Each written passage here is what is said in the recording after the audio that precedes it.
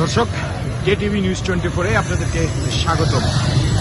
আমি সুজয় মজুমদার এই মুহূর্তে যুক্ত আছি রাজধানীর শাহবাগে, যেখানে কিন্তু বাংলাদেশ জামাতে ইসলামী নিউ মার্কেট থানা মহানগরী দক্ষিণ কর্তৃক মুসলিম জননেতা এটিএম আজহারুল ইসলামের মুক্তির দাবিতে বিশাল সমাবেশ ও বিক্ষোভ মিছিল নিয়ে এগিয়ে যাচ্ছেন তারা। আপনারা কোন দিকে এগিয়ে যাচ্ছেন? আমরা নিউ মার্কেট থানার পক্ষ থেকে মিছিল নিয়ে পল্টনে যাচ্ছি জামাতের সমাবেশে। দর্শক, মুসলিম জননেতা এটিএম আজহারুল ইসলামের মুক্তির দাবিতে তারা কিন্তু রাজপথে রঞ্জিত করেছেন এবং জনস্রোতে রূপান্তরিত করেছেন রাজধানীর রাজপথে। কিন্তু নিউ মার্কেট থানার একটি মিছিল আপনাদের দেখানোর চেষ্টা করছি।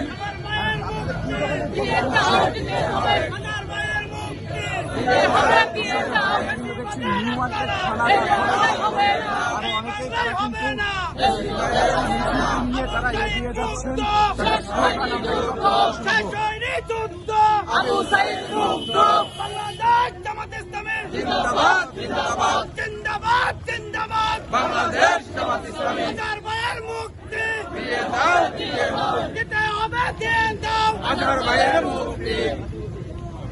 দর্শক, ঠিক যেমনটাই শুনছিলেন, এটিএম আজহারুল ইসলামের মুক্তির দাবিতে রাজপথ রঞ্জিত করেছেন। রাজপথ কিন্তু পদধূলিতে আমরা দেখতে পাচ্ছি নিউ মার্কেট থানা জামাত ইসলামী ঢাকা মহানগর দক্ষিণের অন্তর্ভুক্ত নিউ মার্কেট থানা জামাত ইসলামী দেখতে পাচ্ছি তাদের যে মিছিল নিয়ে যে বিশাল সমাবেশ, সেই সমাবেশে যুক্ত হতে যাচ্ছেন এবং তারা স্লোগানে তাদের মিছিলটি নিয়ে এগিয়ে যাচ্ছেন প্রেস ক্লাবের দিকে।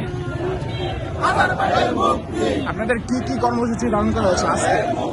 আজকে আমাদের বিক্ষোভ সমাবেশ এবং মিছিল কর্মসূচি বাস্তবায়ন করা হবে এবং আজহার ভাইয়ের মুক্তির দাবিতে আজকে আমাদের কর্মসূচি রয়েছে।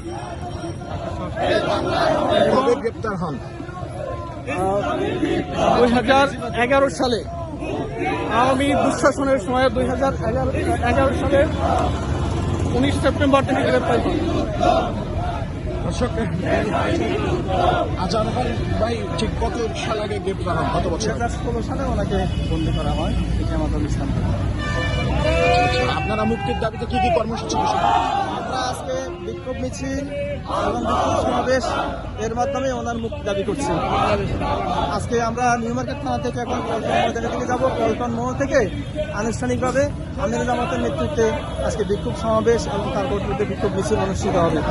আমরা এটিএম আজহারুল ইসলাম ভাইকে অন্যায়ভাবে কারারুদ্ধ করে রাখা হয়েছে মিথ্যা মামলায়, হয়রানিমূলক মামলায়। আমরা তার অবিলম্বে নিঃশর্ত মুক্তি দাবি করছি এবং জামাত ইসলামের প্রতীক সহ নিবন্ধন আমরা দাবি করছি। অনতিবিলম্বেই আমাদেরকে এই দাবি পূরণ করতে হবে। দর্শক, মুক্তির দাবিতে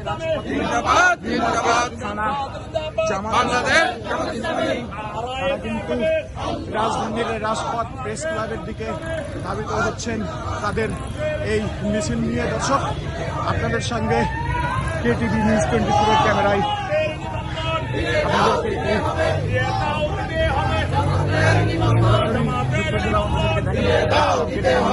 ক্যামেরায় সুজয় মজুমদার, কেটিভি নিউজ 24 ঢাকা।